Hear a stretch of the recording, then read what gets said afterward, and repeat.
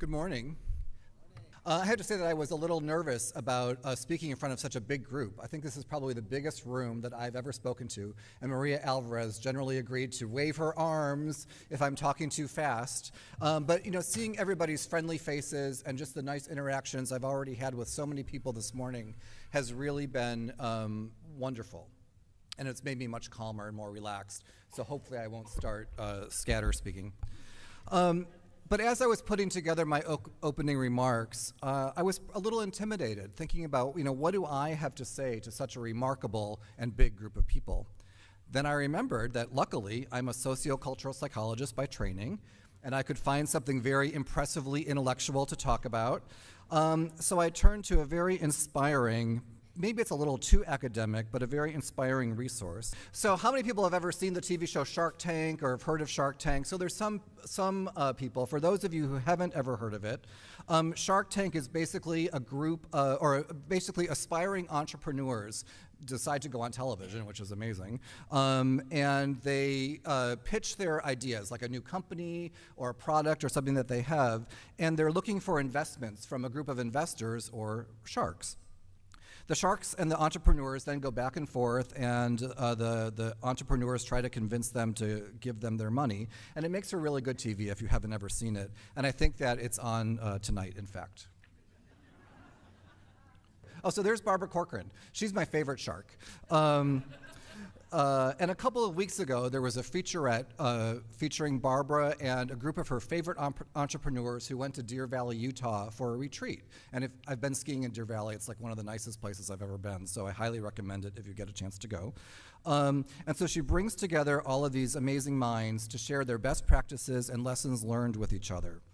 And that's in order for them to learn from each other's mistakes and to create a sense of synergy so that they all benefit from each other's successes. It's a very different kind of model of capitalism, I think, where they're actually trying to work together.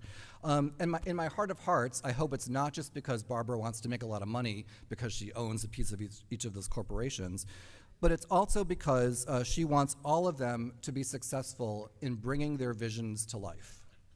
And in a way, that sums up my hope for the summit.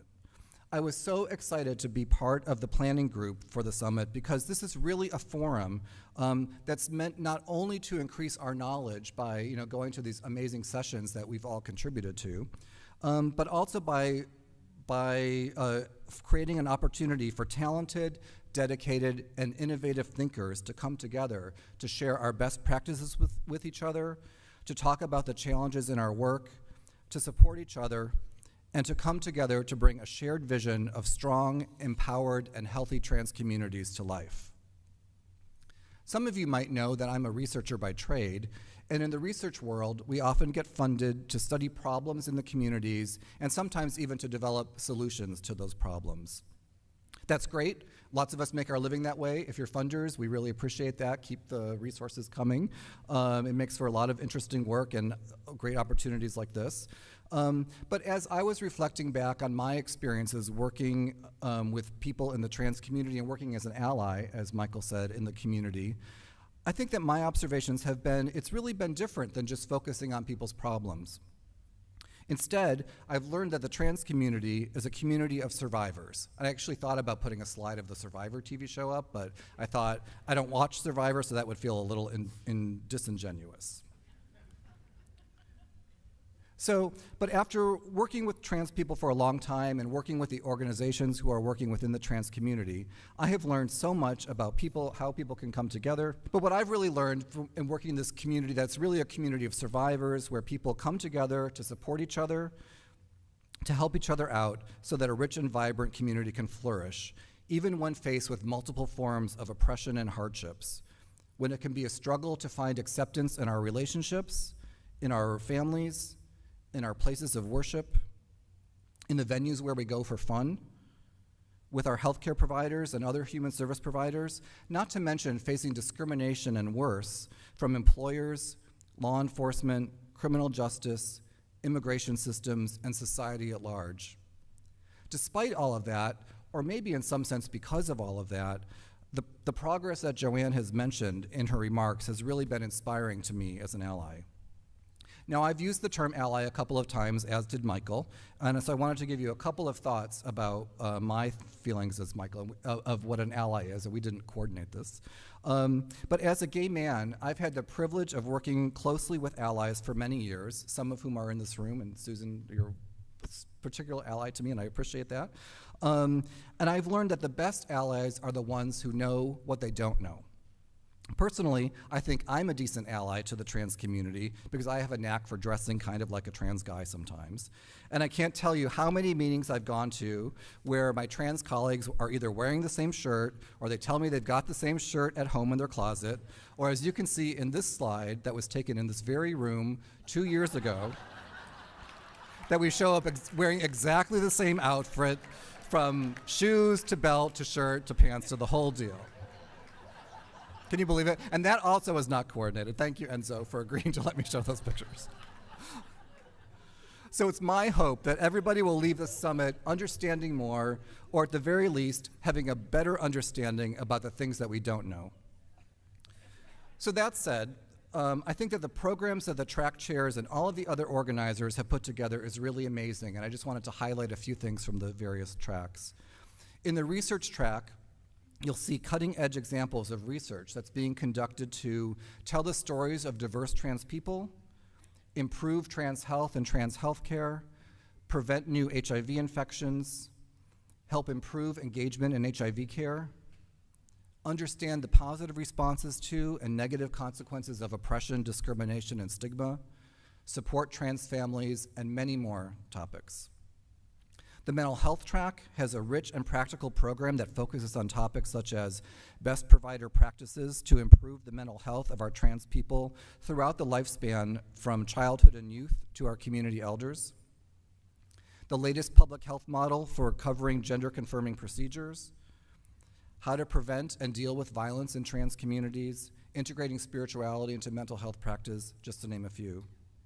The health policy track has a variety of sessions that span topics from access and coverage to data collection to successful advocacy strategies.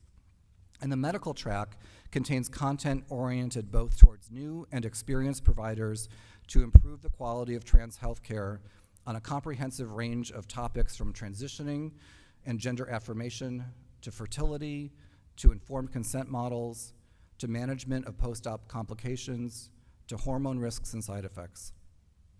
And we've supplemented those tracks with some amazing special sessions. And these sessions highlight interesting and important topics such as international trans programming, work supported by HRSA and CDC. I want to shout out to our CDC colleagues who are putting on 3 special sessions, which we're really excited about. And HRSA, we have some really good special session, I hope, since I'm moderating it today. And there's films presented by Gender Reel, and people will be talking about surgical practices as well as experiences of trans women in the criminal justice system. And none of that would have been possible without the support of our co-sponsors that Joanne was so wonderful in finding, and those include Kaiser Permanente, the California Endowment, the Pacific AIDS Education and Training Center, Capacity for Health at the Asian Pacific Islander American Health Forum, SAMHSA, AIDS United, ETR, and the CIBA Providers Network, and a special thanks to the CIBA Resource Center as well, and another special thank to HRSA and the CDC. If we could just have I want to have a special welcome to all of our CIBA, which is Capacity Building Assistance, all of the CDC-funded Capacity Building Assistance providers. If you could raise your hand. I know there's a lot of us in the room, and that's really great. Thank you. Thank you for the work that you do. And another special thanks to the folks who are involved in the HRSA Transgender Women of Color initiative that's seeking to improve health care for trans women of color. If all the folks in the HRSA initiative could raise their hand too, they're all doing amazing work, and please seek them out. And my final thanks goes to all of you, because without you and the presentations that you submitted, this amazing gathering wouldn't have been possible. It takes a village to make a conference like this happen, for sure. So thank you all. Have a wonderful session. We're really looking forward to hearing your feedback. Enjoy all of your sessions. Enjoy the conference. Have a great summit. Thank you, everybody.